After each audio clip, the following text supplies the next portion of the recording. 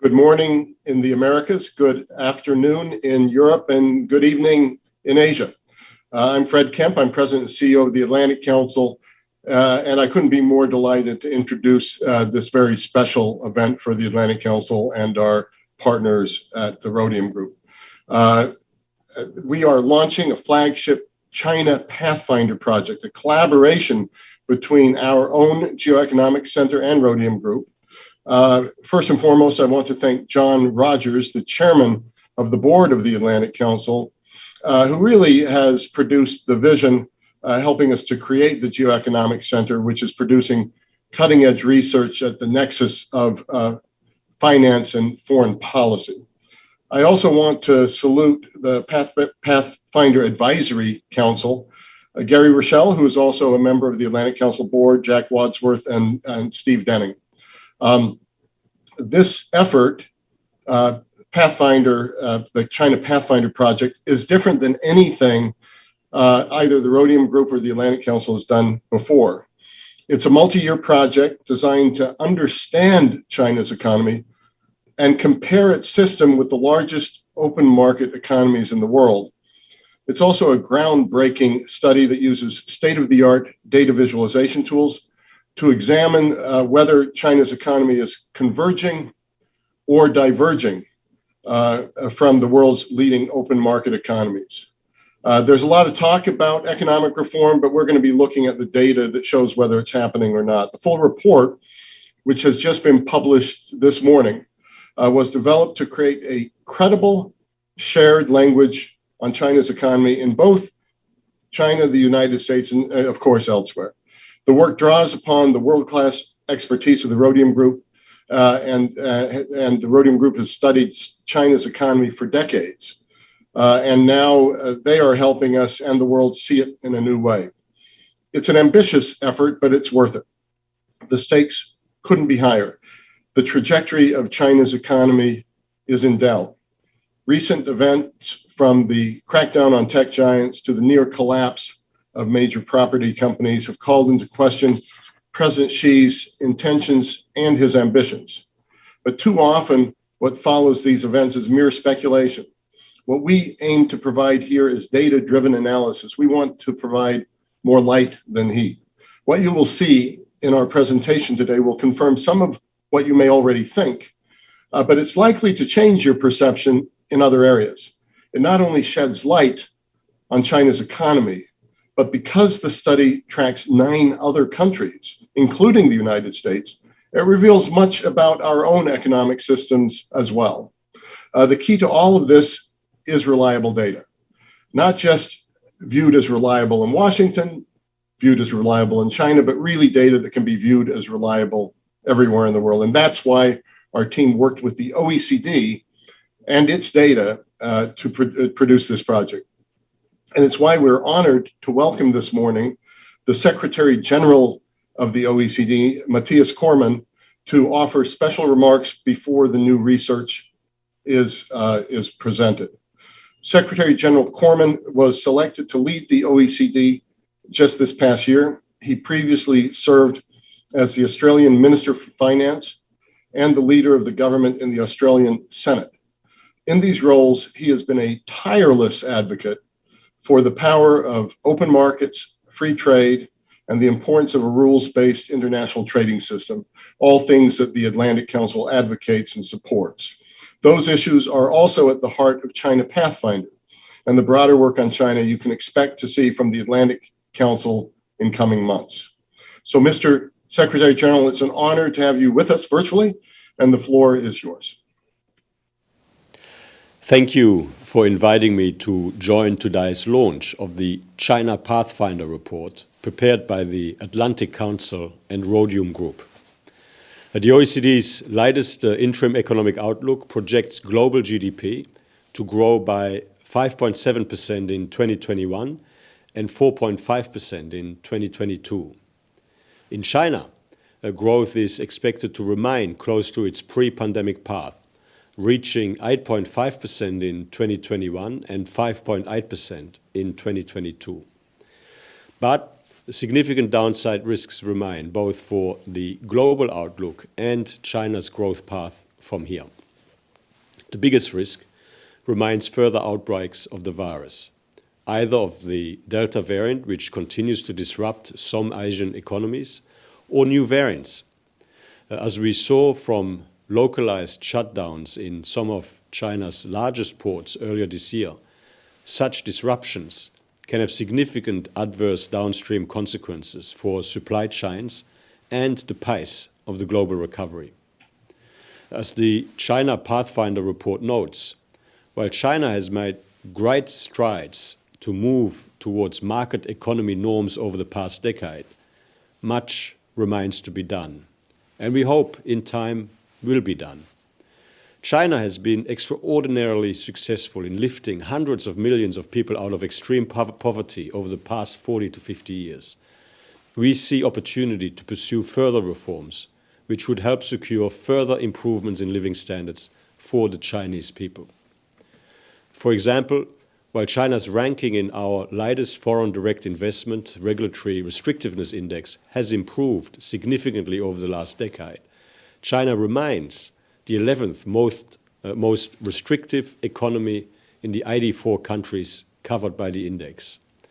Similarly, while progressive liberalization in China's services sector has resulted in significant decreases in its services in trade restrictiveness index, China remains more restrictive than average in 19 out of 22 sectors covered by that index. We are also observing a slowdown in market-oriented reforms.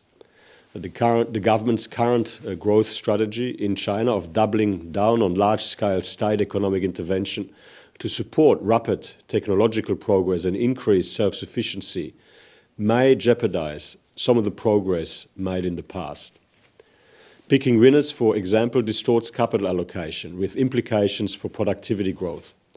It certainly risks steering China further away from the high productivity path it needs to achieve its goal of reaching per capita GDP levels equivalent to a moderately developed country by 2035. As the recovery from COVID-19 gains traction, structural reforms which supports both domestic and consequently also global growth are, we believe, critical.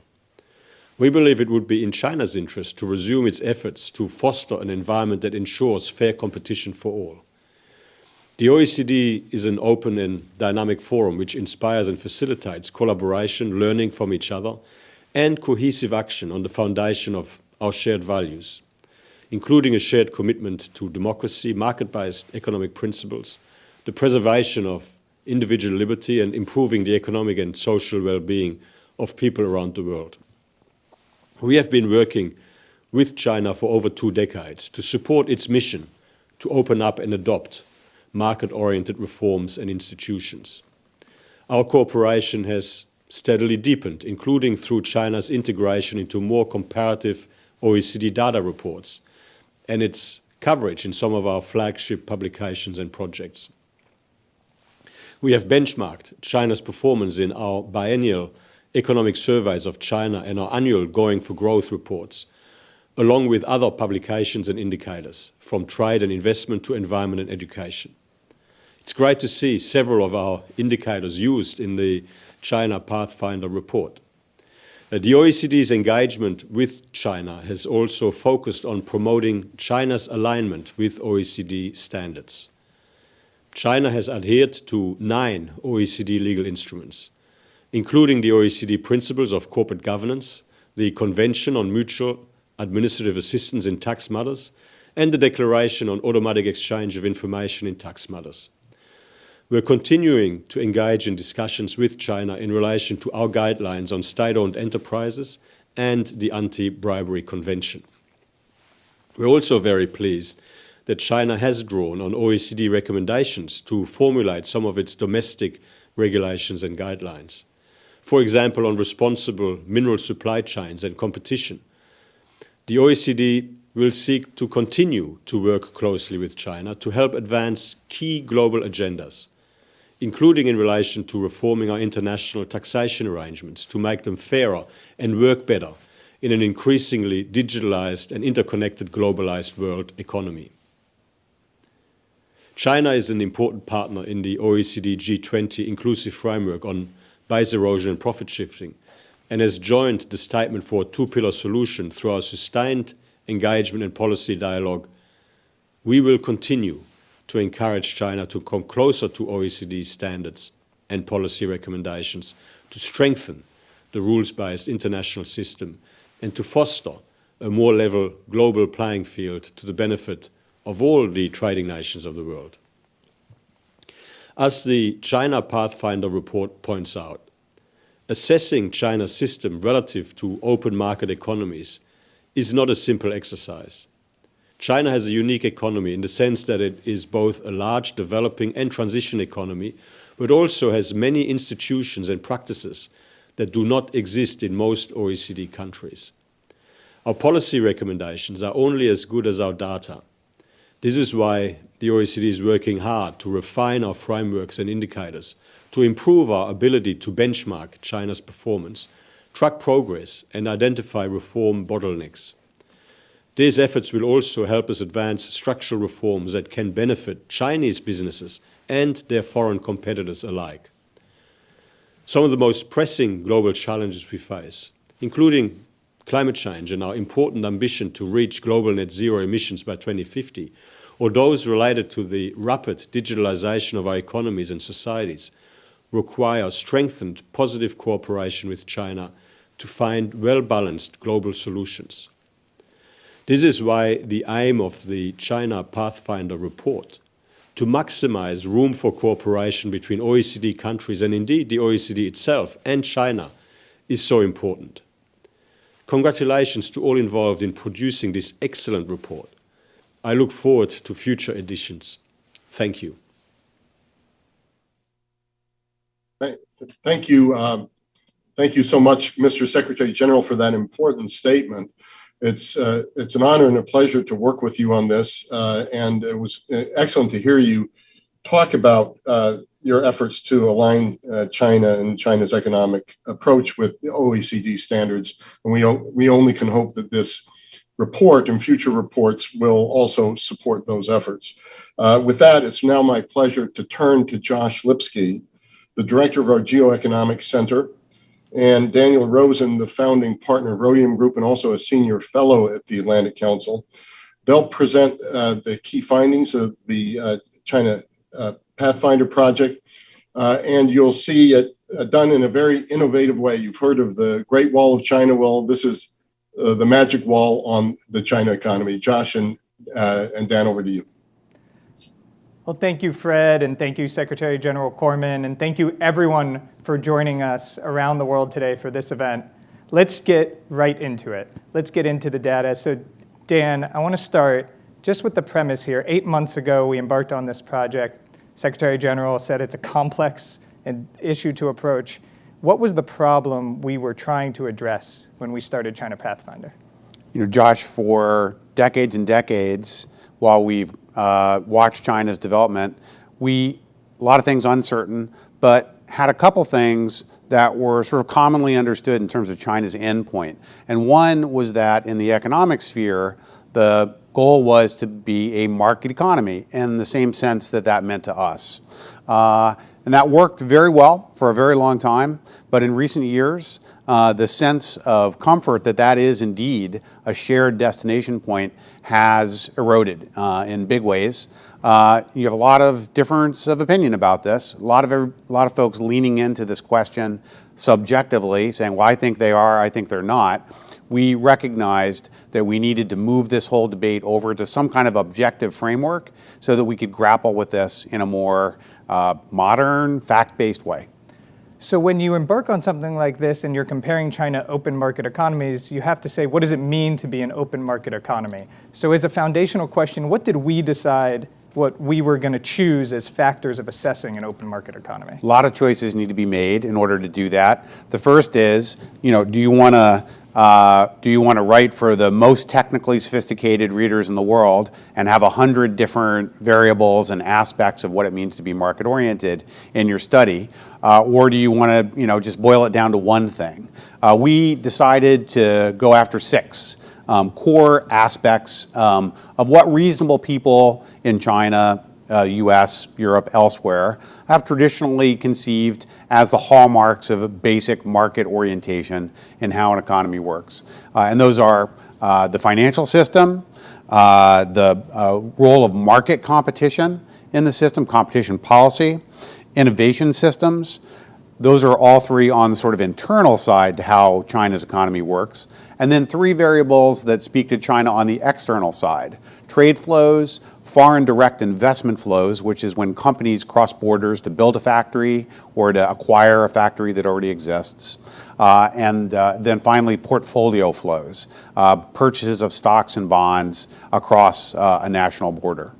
So let's take it one by one and just try to get the key findings out. And folks will have time to explore both the full report, which you now have, and this data visualization hub, which we will share. There's lots of interactives here for people to draw their own conclusions. We've been very transparent, put all the data online for people to assess and give feedback. So let's start with financial system.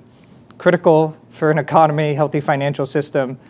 Where is China's progress here, 2010 to today, versus the open economy average? And then let's talk about maybe the US and some of the more developed financial systems. What does this tell you about what they've done in the past decade? Yep, so that's the first channel that you're seeing here. We've got all 6 channels arrayed in this big, main landing page here that shows you the overall picture of where China stands in relation to this OECD average. And as Josh is going to show you, you can look at the individual countries that we've put into that. So in terms of financial system evolution over the past decade, right, that's brought China from a very primitive starting point in 2010 to, moderately in the right direction toward how open economies do it, but still a very significant distance to go. As Secretary General Cormann noted, China has made headway. The question is how much and where does that leave them in relation to the advanced economies? In finance, compared to 10 years ago, we have a much more diverse financial system in China, a lot more players. But when we look at concrete metrics here, we see that still today, 70% of all bank assets in China are under the management of state-related financial institutions. For comparison, in the OECD average, that would be single digits, 9% average of all assets. And if you took Germany out, it would be much lower than 9%, I have to say. So, very, very different still in terms of that. I would note in terms of debt issuance, commercial bond issuance by companies in China, presently 94% of all debt issuance is by state-owned enterprises. We only have very little bit of room left over for private companies to access debt markets. So just to give folks a comparison here, if you wanted to see where the US was on the average, here's the United States. You'll see them financial system, and then we'll go through the other points with the US as a benchmark in comparison in blue. And people may not be surprised if you were going to look at the most open financial system here at the end, you would find the UK. Not surprising finding on that end. The City of London is the champion of open global capital markets, has been for a very long time. They come up on top. All right, so we'll go from the UK back to China 2010 and go into market competition. Of course, another key factor of an open economy, sometimes a little harder to define when you try to think, what does it mean to have market competition? And the indicators we used, because we use a series of indicators to get to this top level score, and we'll get into the indicators with folks in some of these, and folks will be able to explore themselves. But explain how we define market competition, and then China's fairly marginal progress over the past 10 years. Unlike the laws of physics in economics, there's always judgments to be made. And in each of these 6 areas, we've had to make reasonable choices about what to include in our definitions and hence what data to bring together to offer a reasonable look at how things shake out. As Josh said before, the key to the credibility of this is that the data has all been made accessible to readers and users. Folks can debate it. They can suggest that they would have made other choices. We consulted with a lot of pretty well qualified people to get their reactions before we made our decisions. But in market competition, this is sort of an amalgam of different factors. How much state influence there is in the economy, how much contestability there is, that is, can companies enter the market, can companies exit the market, or is it impossible to bankrupt anything because everyone is scared of companies leaving. So China comes out actually very poorly on this, one of its weakest showings relative to open market economies that are all grouped pretty far to the right-hand side of this slide. Market contestability, competition, is really a signature hallmark of what it means to have made it fully into the market economy category. And just to pull up a few, just to see what we get here, say if we pick, now we're going to be back on Canada here, comparing lower end on the market competition side. So just to give folks a sense of how they can use this when they're working with it. Okay, so let's get into innovation. Obviously important for a well-functioning economy. We go to innovation here, and I'll pull China 2010 back up, if I can get that going. And so if we think of China 2010 compared to China 2020, some progress here on innovation. That might not be surprising for people who know China and study China and see what's going on within their economy, and closer to the OECD average. Yeah, like each of these channels, there are a lot of different notions and conceptions about what it means to have an OECD-like, market economy-like innovation system. It includes both the emphasis that government puts on research and development and innovation, allowing foreign participation in that innovation as well, and the kinds of capital that are brought to bear when you're talking about sunrise industries and creating new innovative sectors of the economy. This one China's done very well on relative to most of the others. Tremendous strides over the past decade. One of the things that, and I would also note, the amount of dispersion among the advanced economies is important too. That is a constant reminder here that nobody's saying that one size fits all when we talk about what it means to be market. There's a great variety of choices that take place in different economies, balancing between, say, fairness on the one hand and efficiency on the other hand. And even here in the US, we're debating that quite a lot today. So China's made a good deal of progress. One of the constituent indicators, for example, is the role of venture capital financing in innovative industries. And there China's moved dramatically over the course of this decade, and that helps explain some of the significant movement in the right direction, right up to the bottom of the OECD range there that we identified.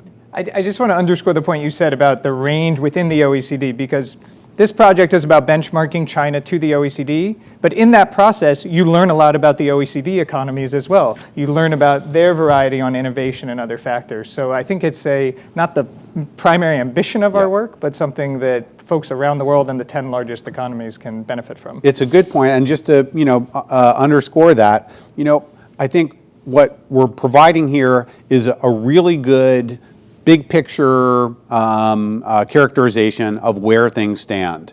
I think probably the modest differences between a 9 and an 8 here are less important than the overall patterns we're seeing, but it does give us a lot to talk about the diversity within the OECD community. Okay, so I want to get to trade. Topic of the week in Washington. Ambassador Tai gave a speech yesterday about US-China trade. We'll talk about that more with our panel. But this, I think, to me, had some, maybe surprising results, at least if you only follow the typical narratives in Washington and around the world. It's China's best score of the 6, and they're closest to the OECD average. So tell us here what we learned on trade. Yeah, when it comes to trade openness, China, as in its developing economy phase, really rewrote the rule book, reducing tariffs on goods trade very, very significantly, even by the point of 20 years ago. And so the starting point of 2010 there, Josh, is also notable, right? That level of openness, of liberalization in China was already beyond pretty much all the other 2010 starting points, and is beyond the 2020 point for many of these other channels for China as well. China scores extremely well, and in fact, the 2020 score you'll see is even ahead of the bottom range of the top 10 OECD economies that we tracked here. And do you want to? I don't know if folks might be able to guess, but do you want to call out which country China is ahead of here? Yeah, I wonder whether people can guess that. That's the South Korea line. Yeah, I believe. And so, that's right. In terms of trade openness, the way we put together indicators to look at that. It's possible that, and in fact, the outcome is that China is ahead of the trailing end of the pack here. This is a good point to note as well, that within each of these 6 channels, among the indicators, readers are going to find a lot of diversity and a lot of mixed indications. In the trade channel, China scores extremely well in terms of goods trade, but when it comes to services trade and especially digital related trade, they're still very much at the bottom of the pack. So to that point, I'll take a little detour from our plan here and just show folks what's possible. Here you're seeing the top line, but if you click on the Explore Data buttons on any of these, what you're going to be able to open up is how we came at these top line composite scores through our indicators. And you'll be able to play around with these, sort by different countries as you want. And I think there's one in particular that's useful to talk about, and that's tariff rates. Yeah, here we've got fans for each of the indicators we're looking at here, showing you sort of where the leader is of the pack, and what's the magnitude difference between the top and the bottom of the distribution there, right? And when it comes to trade barriers, tariff rates, this is on goods trade, right? The stuff that's most conventional. Having a higher score here is not what you want. You want to be coming down. A lower percentage average tariff rate is an indication of liberalization, of opening up. China 2010 is still pretty high. China 2020 coming right up on the edge of the OECD average. And Josh, if you point out some of the laggards there, in fact, you'll see that the trade war has actually put the United States off sides with China, behind China in liberalization in terms of basic goods trade tariffs. That's pretty remarkable. It's not actually unknown to anybody who's been following global trade dynamics over the past couple years, but it is kind of a stark reminder that it's possible for China, if it's where it has focused its effort, to move well into OECD ranges. We'd see a very different picture if we looked at services trade or digital services in particular. But in goods there, we've got an interesting story showing up. And we have that digital services in there. Folks can look, and it's one of China's lowest marks, I think, in the whole report. It is. So, okay, two more to get to. Direct investment and portfolio investment, some of the lower ends of China's scores across the whole study. So first, FDI, direct investment. Where do we see China 2010? Where do we see China today? Big gap with the OECD. Yeah, I mean, I think the trade numbers are kind of a surprise on the positive side for how much progress China has made. Foreign direct investment, something that at Rhodium we've been tracking very closely for at least a decade and a half now, and my colleague Tila Hanneman, who's going to be with us in the panel, has led that work. I think we went into this expecting China to come out with a higher, better score there. I'll note that our collection of indicators that we use to get a good blended, balanced look at each of these channels includes both de jure indicators, which in foreign direct investment means, has China opened up most sectors, many sectors, to the potential inflow of foreign direct investment? Yes, it has. It gets good marks on that. But we also look at de facto outcomes. And while what has been kind of in the news over the past week on direct investment to China has been de facto levels that are holding up at a pretty high level, over $100 billion a year annualized. But that's not the full number you need to look at. You need to look at that flow into China and put it over a denominator of China's economic size. It's GDP. You control it for GDP is the way we put it. And when you look at that, you see FDI as a share of all activity in China shrinking every year for almost a decade. So China is growing out of its relationship to global capital presently, rather than going deeper. So that's not great news, and it sets the score back very significantly from where one would have expected it to be, I think. Really quite stark. Most stark of all, Josh, as you noted, portfolio investment openness. Portfolio investment is capital flows into stocks and bonds, stock markets, it's your pension funds, it's annuities, it's all these sorts of things. And compared to trade flows, portfolio flows are even a much larger number in the global economy. And it really is the sort of signature of arrival at fully modern, fully advanced economy status. And here, while we are focused quite a lot on questions of financial coupling, all these sorts of things in our debate here in Washington and around the world. A lot of hopeful expectations about China opening its doors wider. The reality is that when you look at how much of that money actually crosses the Chinese border, outbound and inbound, it is very, very low, way, way, way out of the range that any of the advanced market economies are at here. Just pull up as you the see. next closest to show folks kind of what that would be as a comparison. And even that, and we'll see what country that is. South Korea again. Yep. So, and even that's a big gap. Yep. South Korea known for, preferring to keep as much of its pension investment at home as possible. This sort of Asian model of thinking about capital flows. That's evolved for South Korea quite a lot, but even the sort of low end of the Asian model end of the OECD range is just not within sight distance.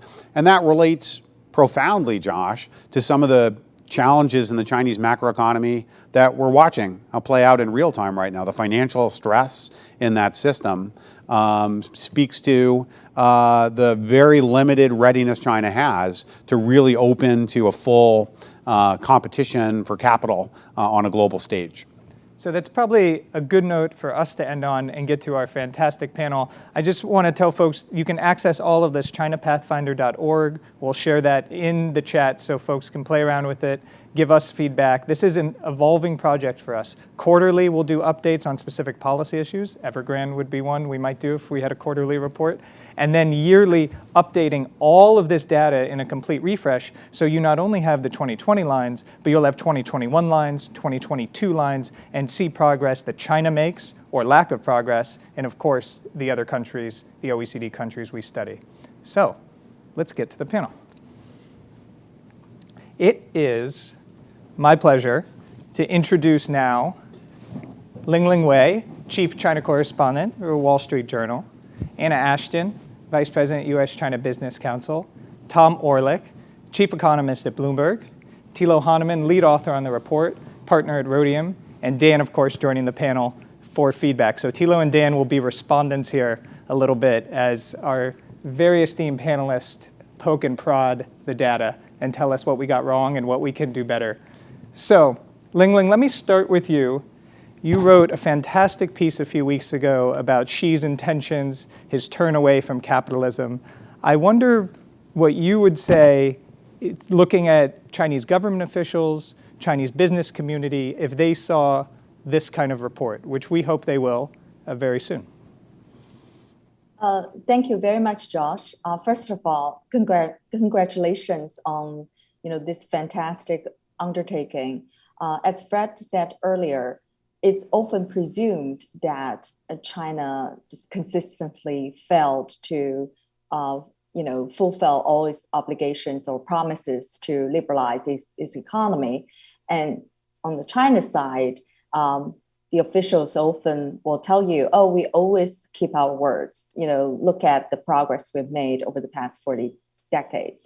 What you're doing here really accomplished a really, the biggest accomplishment to me is that you use specific data and really very fact-based analysis to show the picture is rather mixed. So obviously, like you, I hope many in the government, especially those involved in policymaking, decision-making, can read your report and help them really have more meaningful policy debates within the government. Because I really think that something the government really needs to have when you have a very strong top leadership. So there, what really amazed me with your report, there are a couple of points. One is the role of FDIs in the economy. As Dan mentioned earlier, it's commonly presumed that foreign investors basically their interest in China always, are expanding or growing. But it looks like based on your data, the share of foreign investment of China's economy actually has been declining for a good part of 10 years. That's really some finding that really stood out to me. I think you mentioned the article I wrote a couple of weeks ago, which it's really about how Xi Jinping is rewriting the rule of business, right, for business in China, which includes both the rules for both the private sector, the private Chinese businesses, and foreign businesses. I think your analysis will, provide us, all of us, a lot of food for thought in terms of the role of foreign companies in China going forward. What does the leadership see, the kind of role foreign companies, American companies can play going forward? Another comment I like to make is obviously with the current reshaping and remodeling of the Chinese economic model, make it less capitalist, more socialist. The line between the state sector and the private sector is increasingly blurry. So when you measure, for example, the openness of the financial sector, already big chunks of stock bond issuance and bank lending has gone to the state sector. And now the state sector is holding stakes in even more private companies. So I just felt like, are we going to see, a financial industry mostly, dominated, even more dominated by state actors? And same with market competition, which, as you pointed out in your report, that China is already lagging. And also in terms of innovation, right now the biggest risk for Xi Jinping himself and for the government is, there are many reasons for the regulatory tightening. There's too much excess, catching up with the development industry and all that. But ultimately, a lot of entrepreneurs are feeling less incentivized to invest and innovate. So what's that, mean to China going forward? I absolutely, for one, will keep watching your reports and your updates. So I think I will just stop there. Thank you, Lingling. It's extraordinarily helpful. I want to turn to Anna, who's with us here in the studio, and for a U.S. business perspective, companies seeing this, other businesses, both in the U.S. and around the world, what would their reaction be to some of this data as they think about their strategy toward China? Sure. Well, I think, one of the things that you point out in the report is that there is a consensus right now in policymaking circles that we're in this systemic competition, we have the strategic rivalry, but there's no benchmark for assessing exactly what that means or where it's going. And that's a huge problem for companies that are trying to persuade policymakers to help them with what their problems actually are, rather than this blizzard of policy proposals that maybe won't make the relationship work better. I think that what's nice about Pathfinder is that it illuminates market realities that companies are actually facing, and it provides that tool for policymakers to be able to have guidance as well as a grounded conversation about their policy options. So, one of the things that we do at the U.S.-China Business Council is every year we conduct a survey of our member companies, and we ask them to rank their top 10 challenges doing business in China. And for the last 4 years running, their top challenge has been the U.S.-China political relationship, the bilateral relationship, which is incredibly unusual historically. That's never been in the top 10 until 2018. But it's consistently number one now, and I think that just goes to show that we don't have clear guidance or clear benchmarks for policymakers to figure out how to manage this relationship in this time of change.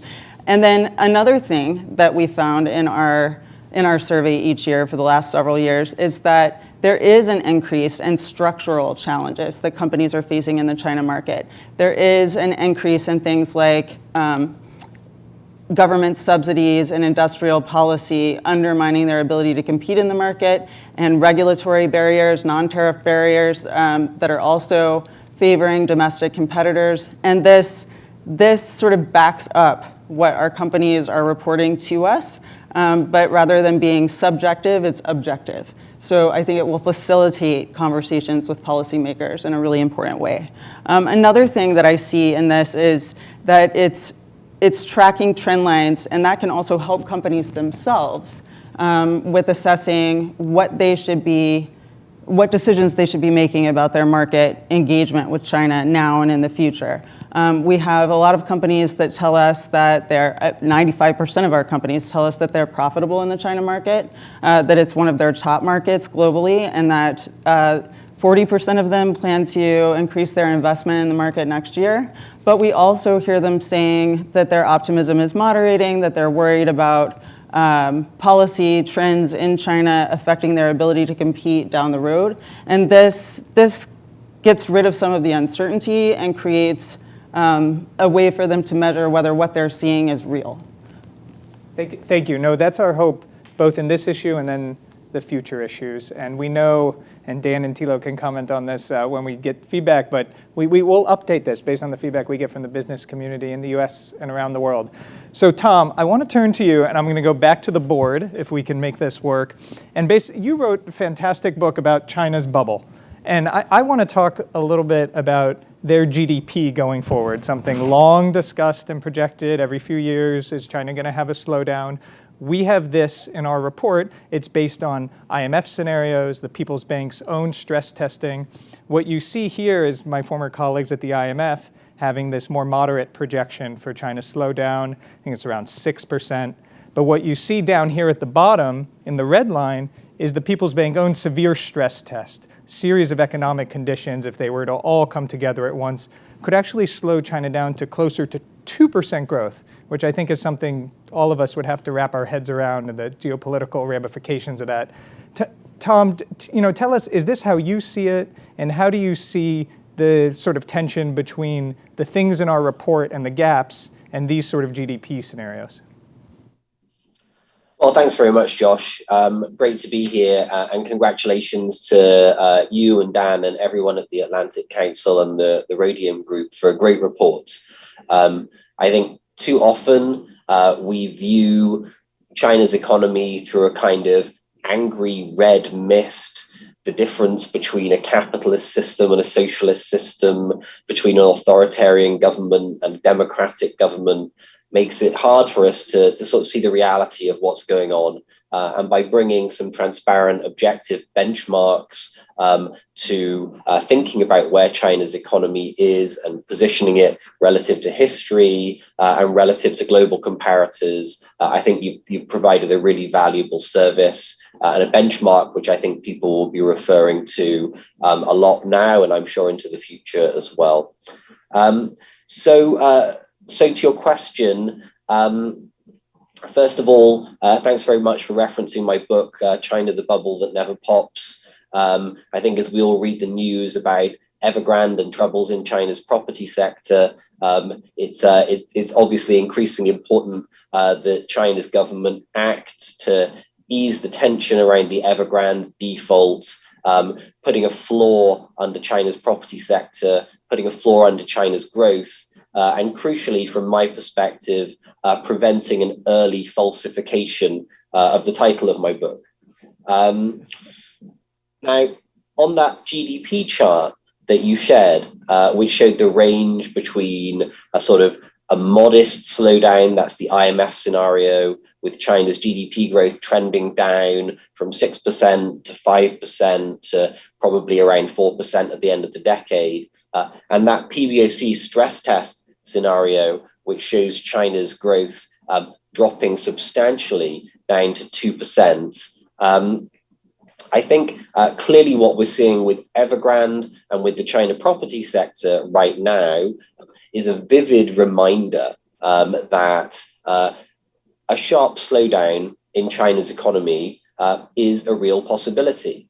there is no sector which is more important to China than real estate. By some calculations, real estate drives 20%, maybe even more, of China's GDP. So if we see a default by Evergrande, if we see trouble spilling over to other property developers, if we see a sustained drop in sales and construction and house prices, then we could very well be looking at a marked slowdown in China's growth.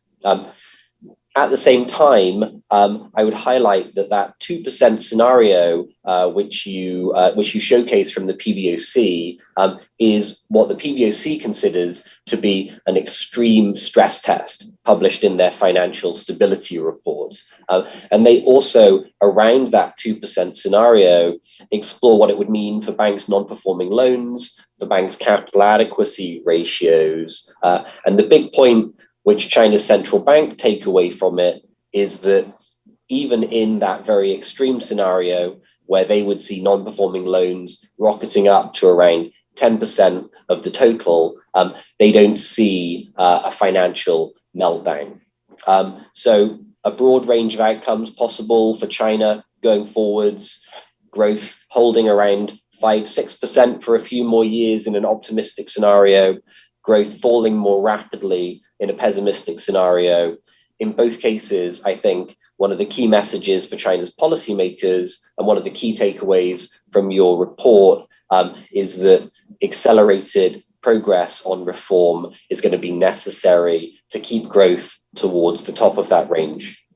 Thanks, Tom. No, it's a really important context, both on the fact that that is a sort of outlier scenario for the People's Bank, but also important framing of the stakes of what we're talking about here.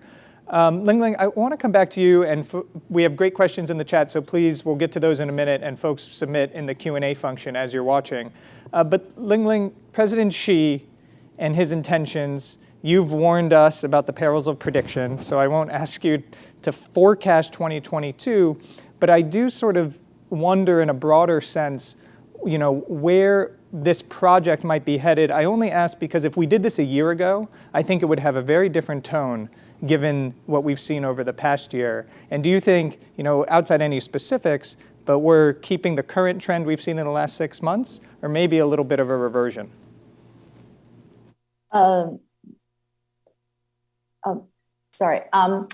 Yes, so the past year, we have seen some just very, very, it's a huge change happening in China right now.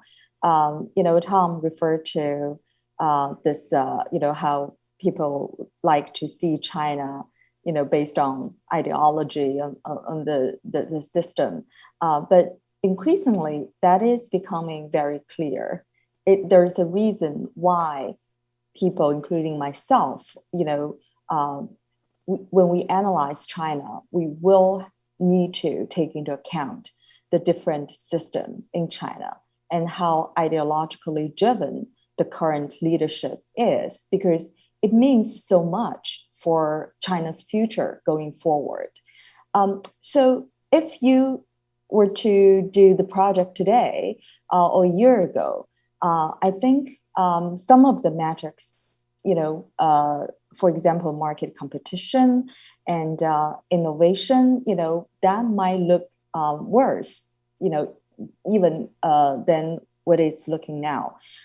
But obviously, we're basically looking at a very crucial political year coming up in China. You know, people often joke about how every year is politically important for China. I would say next year is really, really important for China.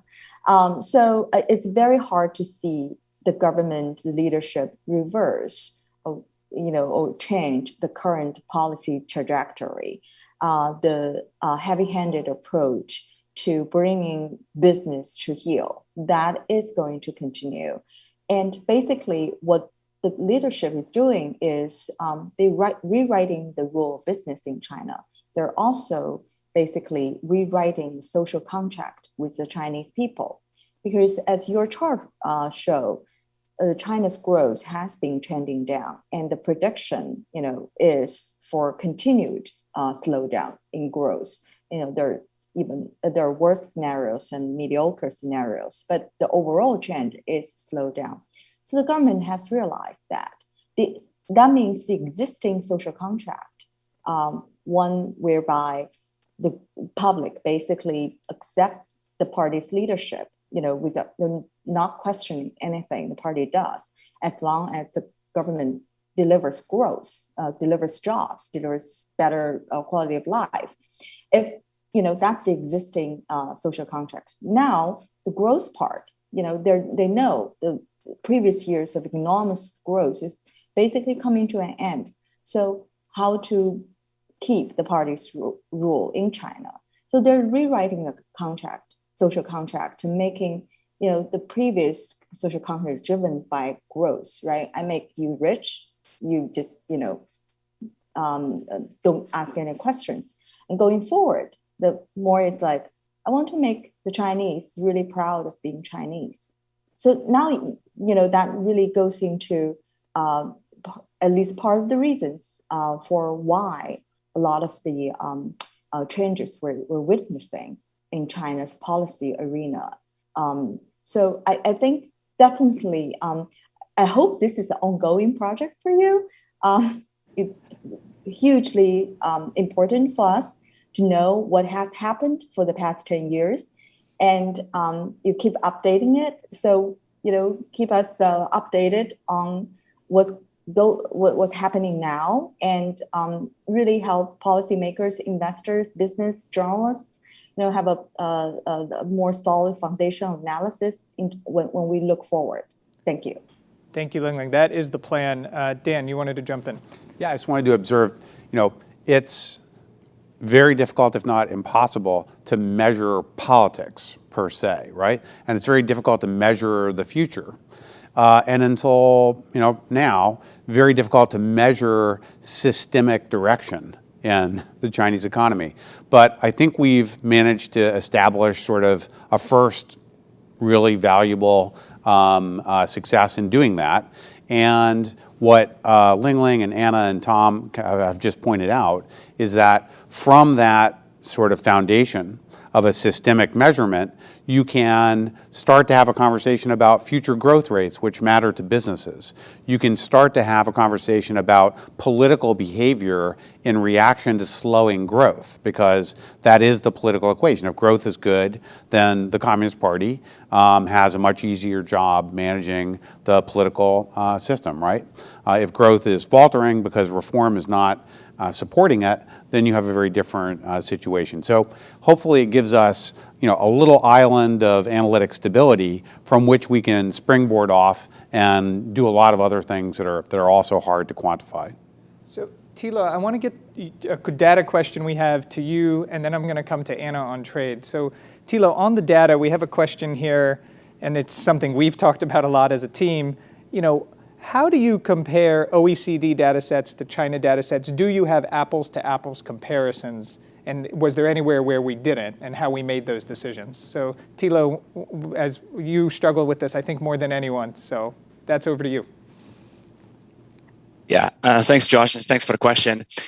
It was indeed a big challenge, as was mentioned earlier, and our attempt being opening this up for a broad audience and really focusing on the 6 areas that we thought would be most important was one initial choice that we made.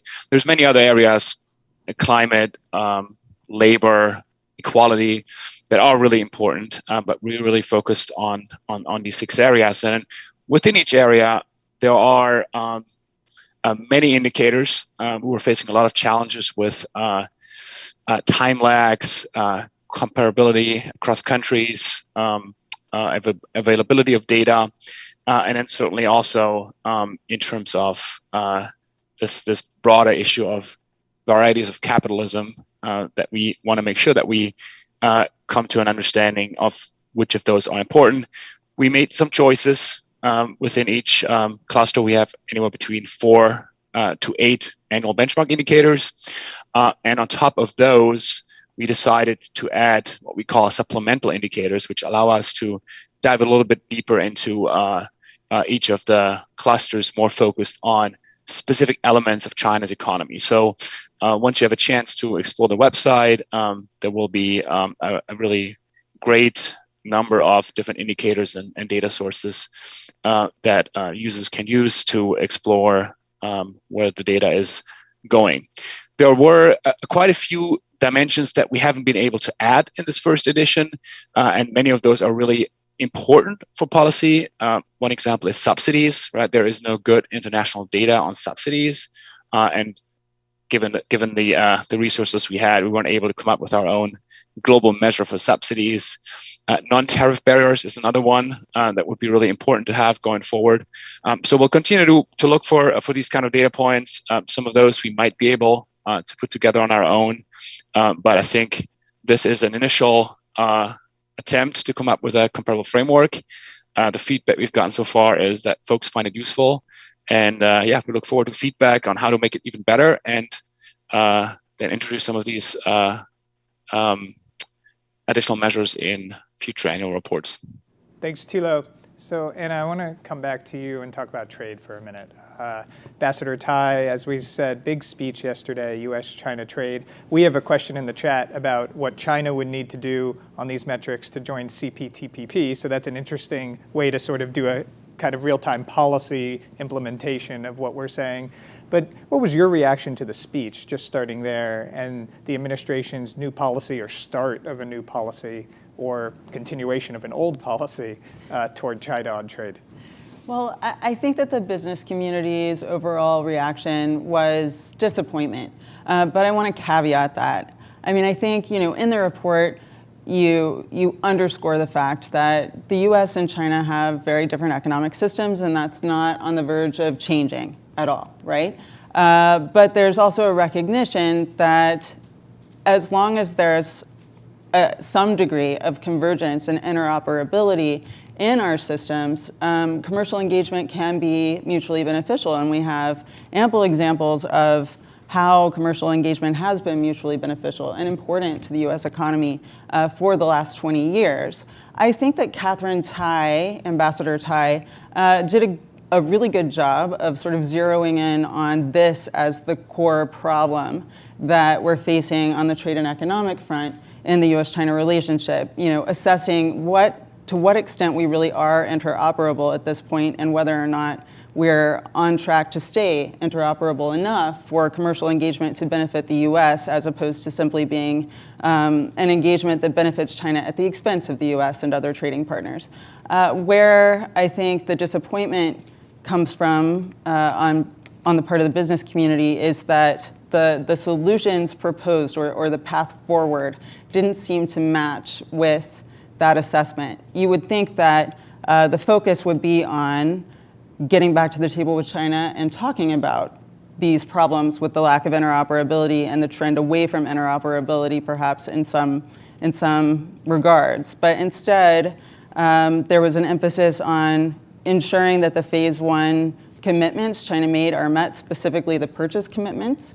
And there was also a reiteration of the usefulness of tariffs, although not much of an explanation as to how the tariffs have been beneficial or useful to the United States in the last few years. And I think what companies heard was, okay, we're going to continue to labor under tariffs, and that may go on for the foreseeable future because it sounds like we're going to hold China's feet to the fire on these purchase agreements, which yes, benefit some select industries, but really don't address the systemic problems, the market access problems, the intellectual property rights and enforcement problems, the problems that you identify in this report that really are the more fundamental problems that prevent our two economic systems from being as interoperable as they need to be. Yeah, it's something we'll all be looking at closely going forward. I think we've already seen the most interest on that trade dynamic in our report, and everyone wants to see what that next iteration will look like. So Tom, let me come to you maybe a bit on current events. Evergrande, which you touched on in your first answer, and really the context, I think, of how markets are reacting to news coming out of China. There seems to me, and tell me if you agree, that a more global market sensitivity to negative China economic news than we've seen in the past. Now, maybe there's more negative news coming, so that's just why that's happening. But I wonder for your take, Evergrande in particular, as you see it, because what we aim to do is have quarterly updates to this and be more very timely with news, and then do the annual refresh as well. So I think it's a great question, Josh. And if I may, I'm going to wrap in an answer with a sort of response to some of the things Anna mentioned on trade, and also a kind of a broader thought about the idea of convergence or non-convergence between China and the OECD. So we heard from you and Dan about the lack of convergence in terms of portfolio investment flows. I suspect that if China's policymakers were looking at this now and thinking about what's happening with Evergrande, they might think to themselves, well, you know what? It's actually a good job that we didn't converge with the West on portfolio flows, because if we had, then we'd now be facing the risk of an Asian financial crisis type situation where all of the money left the country, and we didn't just have the problem of a default at a big developer, we also face the potential systemic crisis in the financial system. And so for Beijing, I think one sort of question I have in my mind is, do they actually see convergence to the OECD norm on all of these axes as a desirable thing or not? Do they think perhaps they have some strengths to their model which work for them and they don't see a need for convergence?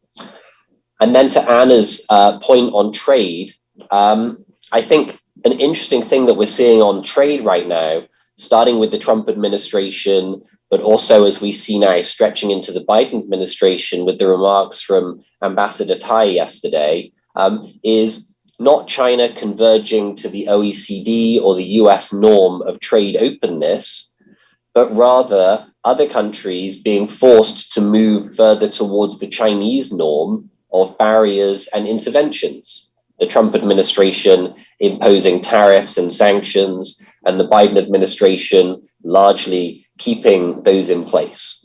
So I think one interesting question which your report raises, and I think will be fascinating to see how it plays out in the years ahead, is does China actually aim to converge with the Western standard or the OECD standard on these points? And if they don't converge, is it actually possible that we'll see movement in the other direction and OECD countries becoming less market-oriented, more statist? Oh, Tom, I'm really glad you raised that, because it's something we've talked about a lot as a team in the drafting of this, and we'll see what the next report brings, but it's certainly a possibility, and I think an important one to raise if we find it next year in the US and all the countries we study. So Lingling, I want to come back to you, and Tom raised these points, one regionally, how something like this might be perceived as other countries interact with China in their own sphere of influence in Asia, and how they're trying to decide their own model. We don't have those countries, most of them, in the report, but I wonder how you think this would impact regionally for China.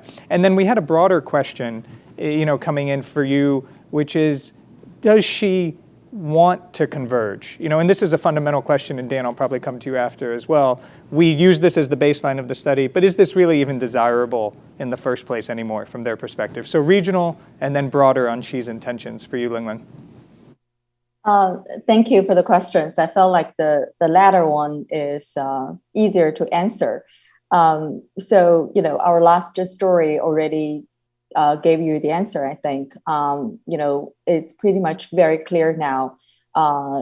President Xi has rejected this kind of Western style capitalism, this, free market capitalism model. And he really thinks that China's way of governance, China's way of managing the economy works for China. So I think that is one huge shift that should be, has so, holds so much significance for everybody around the world, foreign businesses, investors, and ordinary Chinese families and entrepreneurs. I think, obviously China has its reasons, right? A lot of things Xi Jinping is calling for these days, narrowing income gaps and the inequality issues, definitely have the parallels in the Western world as well, along the lines of what progressives in the US and other Western countries have already, been urging as well. However, I just really want to point out the pretty obvious point here. Much of the problems, the distortions, the imbalances in China's economy these days is not because of a few billionaires hoarding the resources, the credit, and getting bigger. Is mostly because of the interference by the government in the economy that has led to resources, credit, overly concentrated on the state sector, the hands of local governments, as your report pointed out in the first category on your slide, the financial openness. There's definitely economic argument for China to try to converge with the kind of free capital or free market capitalism, not deviate further moving away from it. There's very strong economic reasons there. But, as we pointed out in our last story, what China is doing right now is way more driven by political and ideological considerations than pure economic considerations. So that's maybe my answer for your broader question. Regionally speaking, we are already seeing China's model being copied by other countries, right? The data regulations, the localization of data. It's not just China is demanding that. We're seeing other countries in Asia also are demanding that. So, all of the world is facing this tough balance of securing national interest and economic development. So China obviously is a hugely important country, and it's influential in so many ways. And it's when China starts to increasingly look inward and ring fence sectors like data, really hard to think that other countries that have very different systems would continue to go down the path of integration with China, or not considering some kind of ways to strengthen their own interests, their own security as well. So for sure, I think the first question you raised about how this Chinese model could impact the rest of the world, both in terms of regionally and more broadly worldwide, is a huge question. Thanks, Lingling. Okay, Dan, so we'll have to do an emerging market version of this next time. Indeed. But over to you for a response. We have a few minutes left. Yeah, I want to observe that from 2013 when he came in until especially 2015-16 period, President Xi actually did try to implement almost all the kinds of portfolio opening reforms that we're still looking for now for future editions of the report as indicators of reform intention. It's not that he tried to avoid those. It's that they were implemented and things worked out in a much different way, I think, than the leadership expected. There was more instability than expected, and so they were put back on hold, put back on ice. And to Tom's point about whether Beijing can feel a little bit proud that it didn't choose to open the door to portfolio flows in and out, I think it begs the question, if President Xi had fulfilled his own goal of making the financial system more open to global flows 7 or 8 years ago, would that have been a sufficient move to prevent Evergrande from bubbling up and growing as big as it did, right?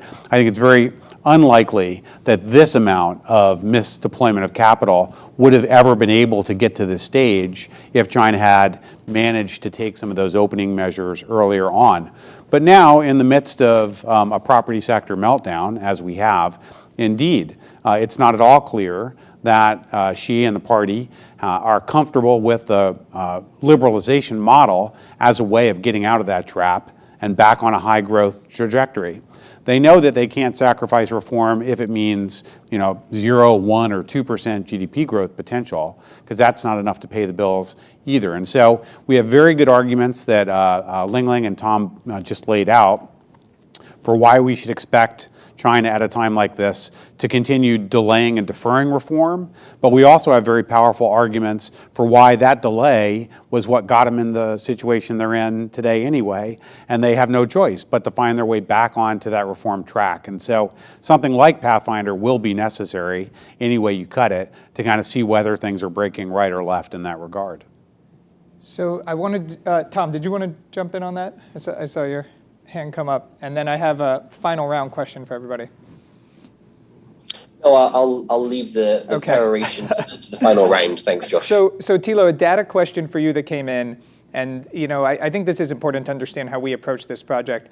And the question is basically, did we take into account any more subjective measures, things that aren't so grounded in hard numbers? So quality of life comparisons, maybe climate policy. Have you measured that? Do you want to measure that in this study? Or do we say we're putting off to that side? But I think that's something we've discussed and important to tell the audience how we approached it. Yeah, I think our approach was to really focus on the cornerstones of what we would consider an economic system as it relates to the current China policy community. So we deliberately did not include things like climate or quality of life. And in terms of the question of subjectivity versus objectivity, we, by making choices in terms of which indicators we include, there is a certain judgment involved in that. Right. So which are the 4 to 7 indicators that go into our composite index? That was certainly a choice that we made.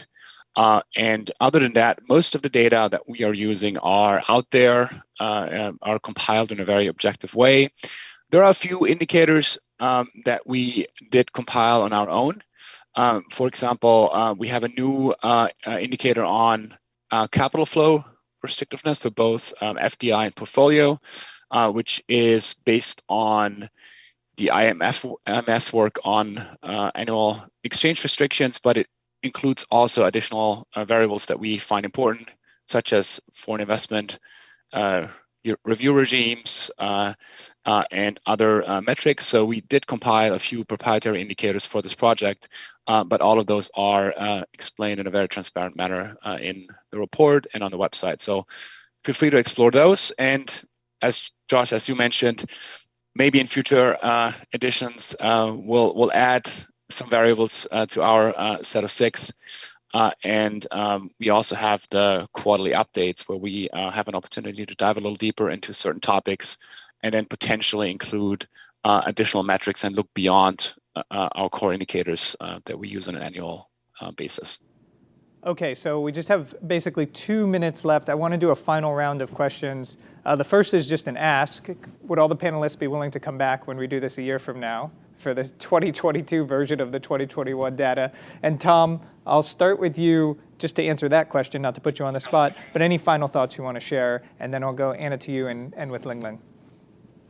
So that's a hard yes on coming back, unless the Chinese economy has collapsed and my credibility has been shattered, and you want to get a fresh face onto the panel.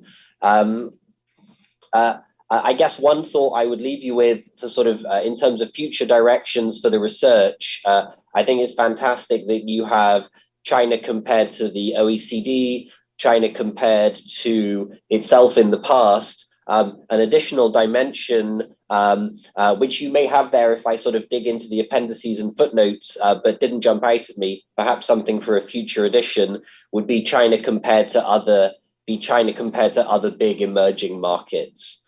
How does China look compared to the Brazils, Russias, and Indias of the world? I'd be interested to see that. No, great guidance for us, and I think something we would love to be able to do at some point going forward. Anna, to you. I would love to come back next year. I'm very interested in seeing what the trends look like this time next year. And I think the point that I think it was Tom raised about might we be converging in the other direction with increased state intervention in OECD economies, including the United States. I think we're absolutely seeing that to some extent in the United States. I mean, we have these proposals on the Hill that would create billions and billions of dollars in funding for certain sectors of the US economy in order to make us more competitive with China. And if indeed we are headed into a strategic competition that's fundamentally defined by our ability to innovate, I think one of the findings in this report that's really important for us to keep in mind and keep talking about is the fact that for all of its merits or seeming merits, the Chinese economic system maybe doesn't do that great of a job with things like innovation because it's not an efficient allocation of capital, first of all, or taxpayer dollars in our case, and also there's a gap in innovation quality, right? So we just need to be thinking really hard about the pitfalls of adopting some of these policies because I think it's tempting to embrace certain Chinese practices in order to compete with China more effectively, but that doesn't necessarily mean that it's going to work well. Thank you so much for raising that point. I think it's so critical, and we haven't spoken a lot today about Washington spending and the bills before Congress right now, but China looms in the background of that conversation, and so understanding China's economy, it can maybe ground some of that conversation in what works and what doesn't, and that's one of our ambitions with this. Lingling, I'll give you the final word. Oh, absolutely. I would be honored to be here again next year. Basically the competition between China and the US and the rest of the democratic world comes down to the competition between two very different systems. So I definitely will be looking forward to more sober analysis on how the Chinese system works out in some areas and may not in other areas, and how the rest of the world reacts to that. One more ask, in my mind, I'm really hoping that some good analysis on issues like subsidies, because we are seeing definitely China is doubling down on subsidies. This is not just state-owned enterprises getting the money, but private companies that are, obviously towing the party's line. We have seen announcements from the finance ministry and the others talking about setting aside billions of dollars in the next 5 years for a number of small companies that are in strategic sectors. So obviously, that's a huge issue going forward. And, I'm struggling with really quantifying the amount of subsidies and how compliant they are with the WTO rules or, the trade global norms, and, why some of those subsidies are problematic. So if there's any, suggestion I can possibly give you guys would be just really crack those tough nuts, right? I would think subsidies would be another area. Thank you. Okay, so we have our mission and our work cut out for us, Dan, Thilo, and company. I want to thank all of our panelists. I want to thank everyone at the Atlantic Council. I want to thank a lot of people who worked behind the scenes over the last 8 months on this report. Rachel Leitzau, Nargiza Salajanova, Ryan Featherston, Niels Graham, people who just put this all together so you could see it, explore it, and work tirelessly to make this the best report, data visualization it can be. Please read the full report. You have it in the chat. You can find all of this at chinapathfinder.org. Thank you to everyone at the Atlantic Council, Erodium Group. Have a great rest of the day.